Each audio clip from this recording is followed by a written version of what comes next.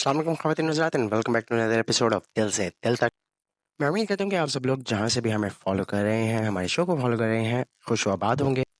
आज के एपिसोड के अंदर हम देखेंगे पाकिस्तान का एनर्जी क्राइसिस, ये लोड शेडिंग क्या होती है और इसके अलावा इसकी डिस्ट्रीब्यूशन कैसे होती है इलेक्ट्रिसिटी की हमारी मार्केट के अंदर।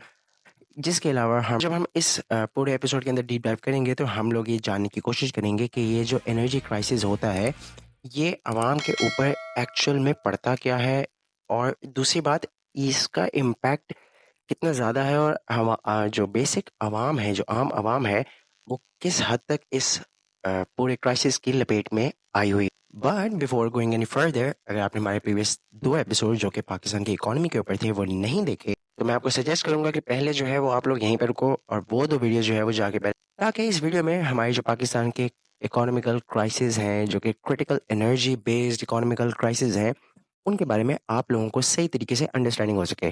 तो मैं वीडियो का लिंक जो है वो डिस्क्रिप्शन के अंदर भी रख दूँगा, फर्स्ट कमेंट्स के अंदर भी रख दूँगा, और यहाँ कहीं आपको कार्ड में भी मिल जाएगा। अगर आप इस चैनल पे पहली दफ़ा आए हैं तो काइंडली इसको सब्सक्राइब कर दें, और अगर आप रेगुलर मेंबर हैं इस यूट्यूब फैमिली के, तो काइंडली इस वीडियो को लाइक और शेयर ज़रूर कर दीजिए।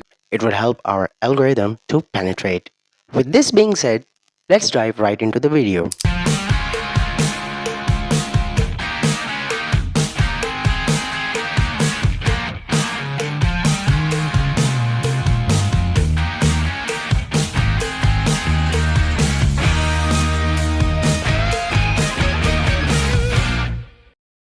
तो सबसे पहले बिजली की बात कर लेते हैं, लेकिन बिजली की बात करने से पहले मैं आप लोगों के सामने एक कॉन्टेक्स्ट एक्सप्लेन करता चलूँ कि बिजली जो है वो हमारी एक बेसिक नेसेसिटी है, जस्ट लाइक रोटी, कपड़ा और मकान। क्योंकि अगर आप कोई भी कारोबार कर लो या कोई भी सनत लगा लो, तो आप उसमें कुछ प्री डिटर्मिन्ड आपकी कॉस्ट होती है। उस जो प्री डिटर्मिन्ड कुछ कॉस्ट होती है ना, उसमें जो आपकी प्राइमरी कॉस्ट होती है वो होती है आपकी बिजली। लेट्स से कि आप फार्म हाउस का कारोबार करना शुरू करते हैं, और उसके अंदर जो है वो आप जो गाय भैंस बकरी आपने रखी होगी, उसका आप गोश्त जो है उसकी सेल परचेज करते हैं, और उसके अलावा आपके जो डेयरी प्रोडक्ट्स हैं, दूध दही मक्खन, इस तरह की चीज़ों की जो है आप खरीदो फरोख्त करते हैं। तो आपकी ये प्रोडक्ट्स जो है वो ख़राब ना हो जाएं, जिसके लिए आपको फ्रीज करने की ज़रूरत पड़ेगी अपनी सारी प्रोडक्ट्स को, ताकि वो सड़ ना जाएं, वो ख़राब ना हो जाएं। जिसकी वजह से आपको उन फ्रीजर्स को चलाने के लिए क्या दरकार होगा, बिजली होगी। अगर आप इसको पूरा ही डायनामिक को शिफ्ट कर देते हैं, तो आप देखो यार कि लेट्स से कि आपका सॉफ्टवेयर हाउस है, तो सॉफ्टवेयर हाउस में वो जो आपके लैपटॉप्स होंगे या कंप्यूटर्स होंगे जिसके ऊपर आपके एम्प्लॉयज़ बैठ के काम करेंगे, वो बिजली से चलते हैं। आपके एम्प्लॉयज़ आपके ऑफिस में आते हैं, उनको गर्मियों में ठंडक और सर्दियों में गर्माहट के लिए आपने जो इन्वर्टर एसी इंस्टॉल किए हैं अपने ऑफिस के अंदर, वो सारे जो चलते हैं वो चलते हैं बिजली से। तो कोई भी काम हो, कोई भी कारोबार हो, कोई भी चीज़ आज की दुनिया में, मेरा नहीं ख़्याल कि it is kind of impossible to manufacture और to build without the need of electricity. तो अब ग्लोबली जब हम देखते हैं कि लेट्स से कि एक कपड़े की सनत लगाई है, तो उस कपड़े की सनत को जो चलाने के लिए वो जो मशीनरी है, जो आपके कपास से धागा बनाती है, एंड देन धागे से आप कपड़ा बनाते हो, वो मशीन जो है वो आपको पूरी दुनिया में, आप कहीं पे भी चले जाओ, डॉलर का रेट कहीं न कहीं आके आपको फिक्स मिल जाता है। जिसकी वजह से मैं यहाँ पे टर्की में लगा लूँ या अमेरिका में लगा लूँ या पाकिस्तान में सनत लगा लूँ, मुझे कहीं न कहीं वो मशीनरी इम्पोर्ट करनी पड़ेगी, और वो इम्पोर्ट मुझे एक दफ़ा करनी पड़ेगी। लेकिन बाकी दुनिया के मुकाबले पाकिस्तान के अंदर मुझे क्या एज हासिल है कि यहाँ पे क्योंकि एम्प्लॉयमेंट सस्ती है, यहाँ पे पैसे का रेट जो है वो डॉलर के मुकाबले में बहुत ज़्यादा सस्ता है, कमज़ोर है, तो मुझे एम्प्लॉयमेंट काफ़ी सस्ती मिल जाएगी। जो एक कॉटन इंडस्ट्री में काम करने वाला मज़दूर मुझे अमेरिका में $100 के ऊपर मिलना था, वो पाकिस्तान के अंदर मुझे 20 या $30 के अंदर मिल सकता है। लेकिन अब आप लोग सोचोगे यार कि अच्छा, अगर इतना ही फ़ायदेमंद है पाकिस्तान के अंदर कारोबार लगाना, और यहाँ पे कॉल सेंटर्स में भी आपने एज़ एन एग्ज़ाम्पल आप देख सकते हो कि जो बीपीओ और कॉल सेंटर की इंडस्ट्रीज़ होती हैं, वो लोग अमेरिका में हायर करने के बजाय लोग पाकिस्तान से यहाँ पे कॉल्स क्यों चलाते हैं? आपने कई दफ़ा सुना होगा कि भई अमेरिकन कंपनीज़ की तरफ से आपको कॉल्स आती हैं, लेकिन वो बिहाइंड द कॉल जो बैठा होता है वो कोई पाकिस्तानी, बंगाली, इंडियन होता है। बिकॉज़ जो एम्प्लॉयी आपको अमेरिका में $100 पर आवर के हिसाब से मिलेगा, वो आपको यहाँ पे $100 पर मंथ के हिसाब से मिल जाएगा। लेकिन इसके बाद भी हमारी सनतें इतनी तरक्की क्यों नहीं करती, और हमारा एनर्जी क्राइसिस इतना ज़्यादा क्यों है? आइए इसके बारे में पता करते हैं। असल में ऐसा होता इसलिए है क्योंकि आप कान इधर से पकड़ो या इधर से पकड़ो, आप लोग जो है वो बिजली के मद में हम लोग इतना एक्सपेंसिव किस्म का टैक्स भी देते हैं और पैसे भी देते हैं कि हमारी जो कॉस्ट नीचे आनी चाहिए थी, वो इवन डबल हो जाती है जब आप कंपेयर करते हैं इसको ग्लोबल मार्केट से। Just for the sake of the argument मैं आपको बताता चलूँ कि एक बिजली का यूनिट जो आपको दुबई में पाकिस्तानी 28 से 29 रुपए का कॉस्ट करता है, वही सेम बिजली का यूनिट आपको पाकिस्तान में बैठे हुए 70 से 72 रुपए का कॉस्ट करता है। यानी कि ऑलमोस्ट 2 टू 2.5 टाइम्स ज़्यादा अमाउंट के ऊपर। यहाँ तक कि आप कंज्यूमर से हट के यानी कि वो जो बेसिक जो आपके घर में इलेक्ट्रिसिटी आती है, अगर आप उससे हट के इंडस्ट्रीज़ की तरफ चले जाएँ, तो आप देखोगे कि बांग्लादेश, नेपाल हमारे रीजन में जितने भी हमारे नेबरिंग कंट्रीज़ हैं, उनको जो बिजली का 1 यूनिट कॉस्ट करता है, वो पाकिस्तानी 22 से 25 रुपए का और वही सेम यूनिट पाकिस्तानी कम्युनिटीज़ में आपको अराउंड 50 टू 55 रुपीज़ में मिल रहा होता है। और जिसकी वजह से हमारी पाकिस्तानी बिज़नेस हब्स जो हैं वो इस बात को पिट रहे होते हैं कि यार हमें जो 20 से 25 रुपए का यूनिट क्यों नहीं कॉस्ट कर रहा, हमें भी वही 20 से 25 रुपए की बिजली चाहिए। और अभी-अभी हुकूमत जो है वो हमारी प्रपोज़ कर रही है इस बात के वो जो बिज़नेस हब को 15-20 रुपए का डिस्काउंट मिलना चाहिए था और जिसकी वो डिमांड कर रहे हैं, अब वो जो डिफ़रेंस आएगा यानी कि 15-20 रुपए का वो जो डिफ़रेंस आएगा, वो भी ये कंज़्यूमर से निकालना चाहते हैं। तो मुझे ये समझ नहीं आ रहा कि ये हुकूमत कैसे बिज़नेस कम्युनिटीज़ को वही यूनिट बिजली का 20 से 22 रुपए में, 25 रुपए में देगी और वही यूनिट आम आवाम को यानी कि जो घरों में बिजली यूज़ होती है, वो 75 से 80 रुपए में आवाम जो है वो ले लेके काबिल होगी। मुझे सिर्फ़ ये एक एलियनेटेड थॉट जो है वो उसके बारे में समझ ही नहीं आ रही। तो ऐसे में गौर तलब जो सवाल है वो ये है कि हमारे जितने भी पड़ोस ममालिक हैं, वो इतनी सस्ती बिजली कैसे बना रहे हैं? क्या वो बिजली को सब्सिडाइज़ करते हैं या उनकी बिजली की मैन्युफैक्चरिंग की कॉस्ट के अंदर कमी है? या फिर उन्होंने अपना जो इलेक्ट्रिकल पूरा डिस्ट्रीब्यूशन सिस्टम है कंट्री का, उसकी फ़ॉर्मेशन में कोई लूप होल नहीं छोड़ा जो कि लूप होल हम पाकिस्तानी अवाम छोड़ चुके हैं, जिसका ख़मियाज़ा हम टिल डेट आज तक भुगतते आ रहे हैं। तो कहानी शुरू होती है लेट 80s में। पीएमएलएन और पीपीपी की गवर्नमेंट जो है वो बैक टू बैक आ रही थी, जा रही थी। कोई भी एक सस्टेनेबल गवर्नमेंट नहीं और पाकिस्तान के अंदर एक बहुत ही स्मूथ किस्म का और बहुत ही एक सर्टेन किस्म की जो डिमांड थी इलेक्ट्रिसिटी की वो थी और जिसके बदले में हमारे जितने भी पावर हाउसेस थे वो उस लेवल की बिजली जो है वो मुहैया कर रही थी पाकिस्तान के अंदर। लेकिन जैसे ही हम अर्ली 90s के अंदर गए, हमने ये देखा कि एक मैसिव लेवल के ऊपर हमारी एक ग्रोथ आई है डिमांड के अंदर बिजली की। और ज़ाहिर-सी बात है हमारे जितने भी ये प्रोडक्शन हाउसेस थे और डैम्स थे, वो इस काबिल नहीं थे कि हमारी जो पूरी प्रोडक्शन है, वो उस डिमांड को पूरा कर सके। और हमने देखा क्या कि मैसिव पाकिस्तान के अंदर ब्लैकआउट्स होना शुरू हो गए, लोड शेडिंग होना शुरू हो गई और उस वक़्त हमने अपने वसाइल को ज़ाया किया, हमने अपने वसाइल को सही तरीके से इंडस्ट्रीज़ के ऊपर इस्तेमाल नहीं किया, सस्ती बिजली बनाने के ऊपर या और जितने ज़खायर थे पाकिस्तान के ऊपर, जिनमें से मैं अपनी पिछली वीडियो के अंदर एक आपको सीएनजी का वाक़या बता चुका हूँ कि जस्ट बिकॉज़ हम ऐशी करना चाहते थे अपने मुल्क में सस्ती गैस डलवा के गाड़ियों में घूमना-फिरना चाहते थे। हमने जो है वो उस सीएनजी को गाड़ियों में तुन-तुन के भरा, सिलेंडरों में भरा और उसके बाद आज सीएनजी हमारे पास नहीं है और वही सीएनजी जो हमें $2 की कॉस्ट करती थी, आज हमें वो $12 की बाहर से इम्पोर्ट करनी पड़ रही है।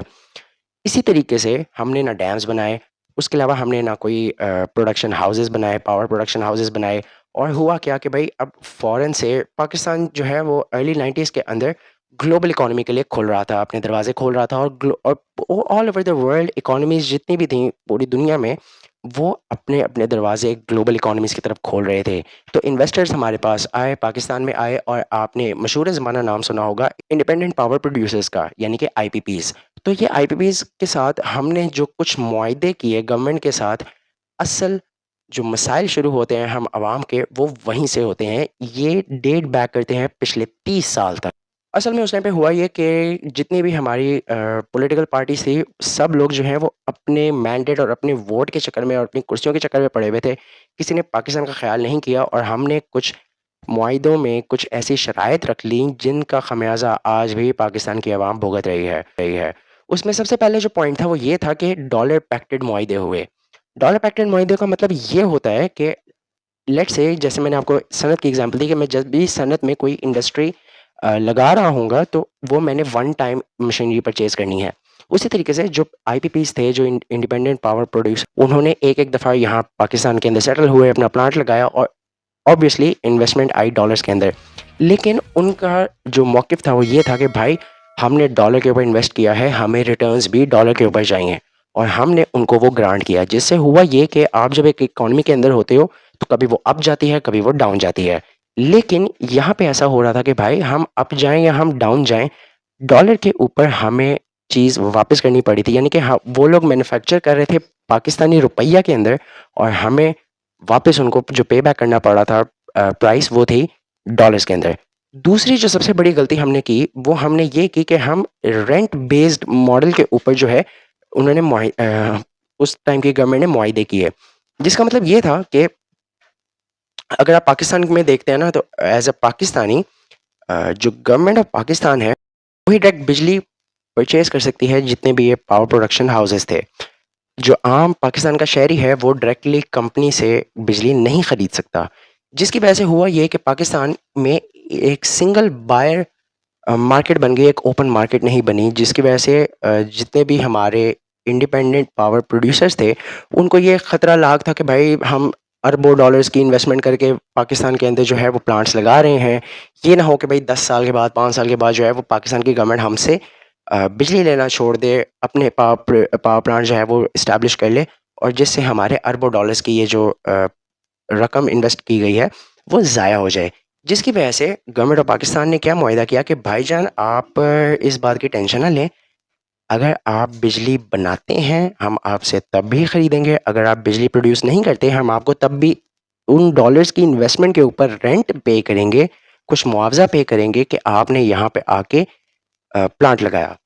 जिसका मतलब ये है कि अगर आज से 30 साल पहले मैंने एक प्लांट लगाया होता पाकिस्तान के अंदर, तो उसके बाद मैं बिजली बनाऊँ या ना बनाऊँ अपने कारखाने के अंदर, मुझे गवर्नमेंट ऑफ पाकिस्तान पैसे देगी। और इससे हुआ ये कि एक सर्कुलर डेट के अंदर हम जाना जाना शुरू हो गए। बिकॉज़ अब पाकिस्तान के पास पैसे हों या ना हों, उसकी कॉस्ट और उसकी रेवेन्यूज़ के अंदर एक बहुत बड़ा गैप आना शुरू हो गया। जिस गैप को पाकिस्तान ने भरने की कोशिश की, उन लोन से, उन कर्ज़ों से जो कि हमने लिए आईएमएफ और अपने जितने भी ब्रदर नेशंस थे। ये सर्कुलर डेट आज इस लेवल के ऊपर बढ़ चुका हुआ है कि हम लोगों ने पिछले साल देखा कि 18 किस्म के टैक्सेस भी लग गए बिजली के ऊपर। हम लोगों ने देखा कि मैसिव प्राइवेटाइज़ेशन की बात भी हो रही है इस टाइम पाकिस्तान में कि इदारों को बेच देना चाहिए। इसमें सबसे अच्छी बात जो ये हुई कि कुछ ऐसे मुआहदे रिन्यू हुए थे 2018 में जब पीटीआई की गवर्नमेंट थी, उस वक़्त इन्होंने ये थोड़ा-सा मॉडल को चेंज किया कि भई डॉलर बैक्टेड मुआहदे नहीं हुए और उसके अलावा इन्होंने 5 से 10% पर एनम ग्रोथ पीकेआर में इन पावर प्रोडक्शन हाउसेज़ को ऑफ़र की। लेकिन आज भी हम जब देखते हैं कि भई 2013 में जब नवाज़ शरीफ साहब का दौर आया, तो उस वक़्त सील पैक के मुआहदे हुए थे। सील पैक के मुआहदे भी क्योंकि हमारा एक प्रेज़िडेंट शुरू से ही सेट हो चुका हुआ था कि भई हम डॉलर पैक्टेड मुआहदे करेंगे और हम रेंट टू बैक बेसिस के ऊपर जो है मुआहदे करेंगे, तो हमने उसी तरीके से सील पैक के भी मुआहदे किए। बट फ़ॉर्च्युनेटली जो अच्छी बात है वो ये है, ऑलमोस्ट 30 साल का टेन्योर गुज़र चुका है इन सब बातों को और ये मुआहदे ज़्यादा से ज़्यादा 25 से 30 साल के ही थे, तो अब ज़्यादा से ज़्यादा मुआहदे जो है वो ख़त्म हो जाएँगे। अगर मैं थोड़ी-सी पॉज़िटिव एस्पेक्ट के ऊपर बात करूँ, तो हमें एक कंज़म्पशन बेस्ड इकोनॉमी से निकल के एक प्रोडक्शन बेस्ड इकोनॉमी के अंदर आना होगा। जिसमें सबसे पहला जो तरीका होगा वो ये होगा कि हमें अपनी एलएनजी और एलपीजी यानी कि जो गैस आती है लोकल, उसको ज़ीरो पे लाना होगा।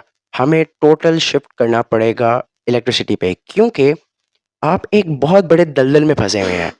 किसी भी चीज़ की ज बिजली की डिमांड ज़्यादा होगी, जब डिमांड ज़्यादा होगी तो बिजली प्रोड्यूस ज़्यादा होगी। जब बिजली प्रोड्यूस ज़्यादा होगी तो यानी कि उसकी कॉस्ट में कमी आएगी। जब कॉस्ट में कमी आएगी तो आवाम को सस्ती बिजली मिलेगी।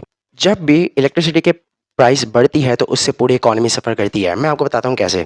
लेट्स से एक मज़दूर है जो कि एक सनत के अंदर काम करता है। वो महीने के 26 दिन काम करता है, 4 उसको छुट्टियाँ होती हैं और वो हफ़्ते के 6 दिन लगातार पूरे 12 घंटे, 9 घंटे, 8 घंटे जितनी भी उसकी शिफ्ट की टाइमिंग है, वो जाके लगाता है, मशीनरी के ऊपर काम करता है और उसके एवज़ वो महीने का 30,000 रुपया अपने सनत के ओनर से लेता है। सनत का ओनर दूसरी हाथ पे 30,000 रुपया जो है वो एक मज़दूर को दे रहा है और उसके बदले में 100% यूटिलिटी उससे ग्रास्प कर रहा है और उसकी वजह से वो उसकी जो जितनी भी एक्सपोर्ट्स हो रही हैं, जितनी भी अ, चीज़ें वो बना रहा है, मैन्युफैक्चर कर रहा है, वो उसको एक्सपोर्ट कर रहा है और उससे पैसे हासिल कर रहा है। अब हफ़्ते में जो 6 दिन ये सनत लगनी थी, लोड शेडिंग की वजह से अब ये 4 दिन लग रही है।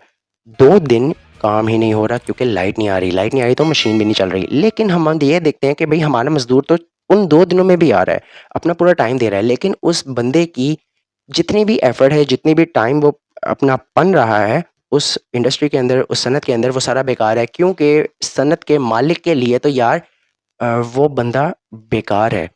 जिसकी वजह से अब आप ये देखते हो कि भाई वो बंदा 30 दिन मज़दूरी कर रहा है, पूरे 12-12 घंटे वो हर रोज़ जो है वो अपना टाइम पन रहा है, सर्दी हो, गर्मी हो, बारिश हो, तूफ़ान हो, कोई भी मसला हो, वो अपना 100% आके देने की कोशिश कर रहा है। लेकिन बिजली ना होने की वजह से जो 100% सनत की प्रोडक्शन थी, वो आ गई है 60% पे।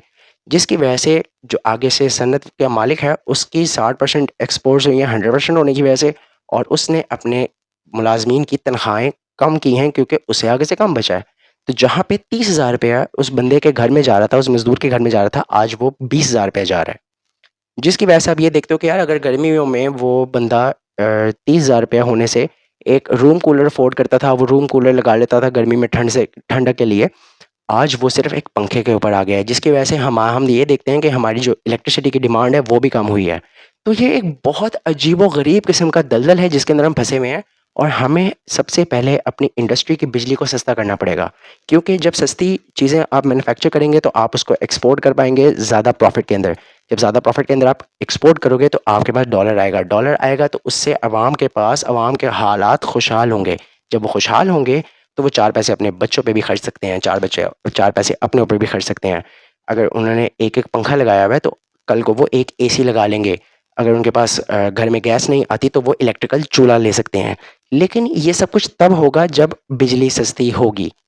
तो इस चीज़ के ऊपर टू बी वेरी ऑनेस्ट हमारे जितने भी बड़ी-बड़ी पॉलिटिकल पार्टीज़ के लीडरान हैं, मैंने नहीं देखा कि उन्होंने इस प्रॉब्लम का कोई सॉल्यूशन निकाला हो। और हमें इस वक़्त इस तरह के इस दलदल से निकलने का कोई मतलब मुझे कोई हल नज़र नहीं आ रहा। आई एम सॉरी कि इस नोट के ऊपर जो है वो मुझे इस वीडियो को एंड करना पड़ रहा है कि मेरे पास कोई भी कोई सजेशन भी नहीं है जो कि मैं आप लोगों तक फॉरवर्ड कर सकूँ।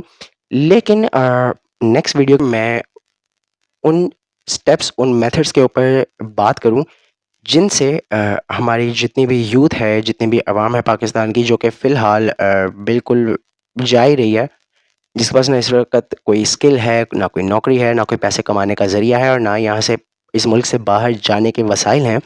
वो लोग कैसे इस इकॉनमी के अंदर रह के इन टफ़ हालात में भी कुछ पैसे बना सकते हैं अपने लिए। एक तो यार मैं रूटीन से थोड़ा-सा लेट वीडियो अपलोड कर रहा हूँ, मुझे पता है बुखार हो गया था और उसके अलावा थोड़े से 3-4 घर के डोमेस्टिक प्रॉब्लम्स थी जिसकी वजह से मैं वीडियो अपलोड नहीं कर सका। लेकिन इंशाल्लाह फ्रॉम दिस वीक मैं रेगुलर होने की कोशिश करूँगा, और आप लोग जो है मुझे काइंडली यार कमेंट में लाज़मी बताया करो कि आप लोग मेरी बात से आप लोग इख्तिलाफ़ रखते हो या आप लोग उसकी फ़ेवर में कोई बात करते हो या आपको कोई ऐसा पॉइंट लगता है जो कि मैंने मिस कर दिया और मुझे पता होना चाहिए, क्योंकि आप लोग मेरे से कई गुना ज़्यादा मैच्योर हो, शऊर रखते हो, अक्ल रखते हो। और इस वीडियो को अपने दोस्तों के साथ शेयर करें। मेरा रमज़ान का टारगेट था कि भाईजान 1000 सब्सक्राइबर पूरे करने हैं, 181 हुए हैं। सब्सक्राइब लाज़मी कर दीजिएगा, बेल आइकन को लाज़मी प्रेस कर दीजिएगा, इस वीडियो को लाइक करें, दोस्तों के साथ शेयर करें, और मैं मिलता हूँ आपसे अगली वीडियो में अगले हफ्ते एट 9 PM। टिल देन अपना बहुत सारा ख्याल रखिएगा। अल्लाह हाफ़िज़।